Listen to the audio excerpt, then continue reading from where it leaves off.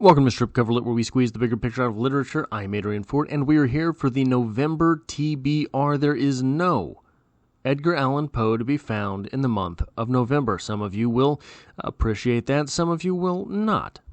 Edgar Allan Poe, the playlist, actually proved to be much more fruitful than I thought, much more popular than I thought, so there is something to be said for that. And here we are back to more regularly scheduled programming on the channel. We already had Wednesday, the 1st of November, where we had Holly Episode 9. Holly will play on Wednesdays through the month, getting us through Holly Episode 10, Holly Episode 11, Holly Episode 12, and Holly Episode 13. That puts us, I believe, around halfway through the Holly playlist as it will unfold on the channel. Here we are now on the 2nd for the November TBR. Tomorrow we'll bring the October wrap-up, just sort of talking about everything that we did in the month of October. And then Saturdays and Sundays will once again belong to Edgar Allan Poe, to Charles Bukowski here on the channel. For anyone who does not know, I found a cache of about 29 videos that I had never posted. I shot these things back in 2021 and just never did anything with them. And I know that sounds stupid. What kind of idiot would do such a thing? But here's how it happened. So you record them on your phone. The files don't have a name on your phone. They're just 1, 1, 2, 3, 5, 6, and then they have the date, are either the first or the last 6 digits on the file name. I transferred those all over to the external hard drive that I have, and then it was just a great big folder of unnamed files that I thought I had posted. But when I went back through and started searching them, it turns out that I had not. On Saturday the 4th, Big Time Loser by Charles Bukowski. On Sunday the 5th, Eat Your Heart Out by Charles Bukowski. On Saturday the 11th, Eulogy, Help Wanted by Charles Bukowski. On the 12th, the Sunday, Love Poem to a Stripper by Charles Bukowski, one of the classier poems that he ever wrote. On Saturday the 18th, Poem for My Daughter by Charles Bukowski. Those two poems, Love Poem to a Stripper and A Poem for My Daughter, not related. On Sunday the 19th, Relentless as the Tarantula by Charles Bukowski. On the 25th, Rift by Charles Bukowski. And on the 26th, Sick Leave by Charles Bukowski. If you are looking to stay ahead of the reading as it is associated with this channel, that is what I know for sure. Again, I got sick yesterday, so things are a little bit wonky right now. We will see if I can keep this schedule. Finishing up daily uploads in October, and actually I posted 34 videos in 31 days of October, put us at 8 months consecutive of daily uploads on literary content. So I'm fairly proud of that. On Monday the 6th, we will have Street Song by Sylvia Plath. The Mondays through November will give us the continuation of the Sylvia Plath read-along. Mondays belong to poetry on this channel, and I will switch things up a little bit at some point, get more poetry integrated on the channel, but I've done a whole lot of poetry for the past couple years, and I want to get some expand on some other things. Letter to a Purist by Sylvia Plath will be Monday the 13th. Soliloquy of the Solipsist on Monday the 20th by Sylvia Plath, and Dialogue Between Ghost and Priest on Monday the 27th. These will all be new poems to me.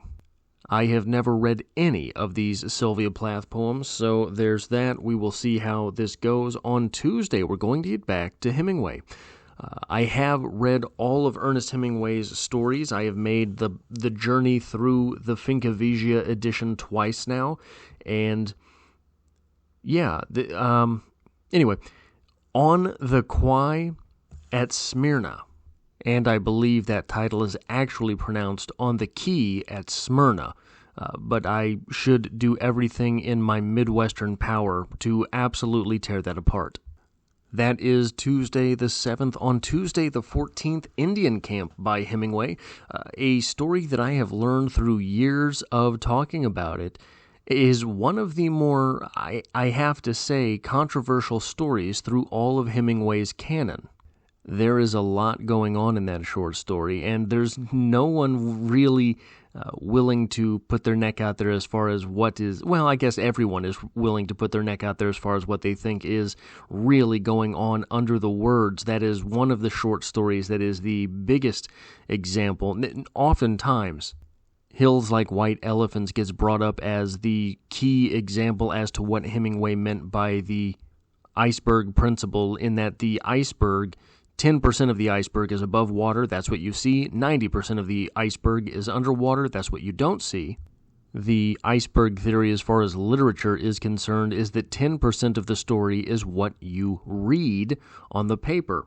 The 90% of what's going on does not show up on the pages. Moving on to Tuesday the 21st, The Doctor and the Doctor's Wife is a short story that I have no memory of having ever read. So we'll see how well that goes. On the 28th, The End of Something by Hemingway. I would say that The End of Something is normally put on that second tier of Ernest Hemingway short stories. Moving on to Thursdays. Ivy in the Committee Room on Thursday the 9th. This is a James Joyce short story.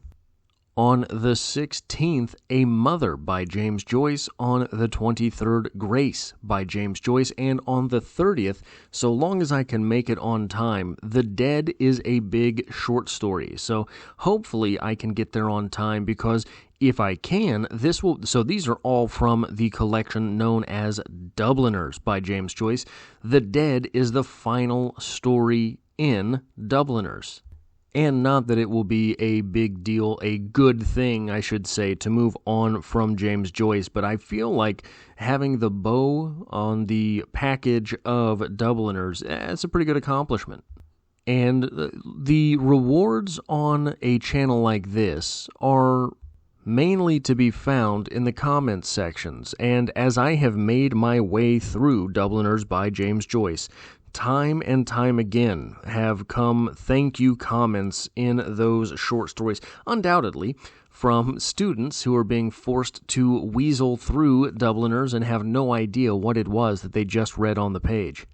And through having done this for 8 years now, I know that that is predominantly what comes through this channel, but this is a great point, a great place to be able to make this leap through Fridays in the month of November. Now, I do not want, maybe I should say this differently. I want for this channel to be more than just literature reviews. I want there to be actual commentary made with literature. This is something that I am just recently kind of making my way through and understanding, and I think this is why, how should I say? I think there is a large void on the internet for commentary on literature. You find commentary on movies, and those channels are greatly appreciated by their sort of communities. And I don't know why it took me so long to come to this revelation. So I apologize for that. While I think there is a place and a use for the whole read-along series, review series type stuff that I do on this channel, I think that perhaps the bigger deal for the internet and literature coming to a head could be furthering the actual discussion of these things. Now, obviously, a little bit of that happens with making reviews, making read-alongs, etc. But the series that I started last month, the Edgar Allan Poe's Darkest Poem, Emily Dickinson's Darkest Poem, I meant to get the darkest detail in The Shining and the darkest detail in As I Lay Dying done last month as well. I could not do that. I do believe that the reason I got sick was that I've gone a couple months now, sleeping about 4 hours a night. But this month should be quite a bit easier and allow me to get back to that series on the 17th, Friday the 17th, with the darkest detail in The Shining, Friday the 24th with the darkest detail in As I Lay Dying, and there is a mystery square on Friday the 10th. If you have anything you want to throw your suggestion into the hat, and maybe poetry or short story, I will get to it. Let me know. But that's it. That will be the month of November 2023, assuming that I can get through the whole thing with daily uploads. If you like or appreciate what it is that I do here on the channel, hitting the like button really does help me out, as it tells YouTube to share this video with other literature lovers. And if you find yourself here by chance but not design, consider hitting the subscribe button in order to stick around for more.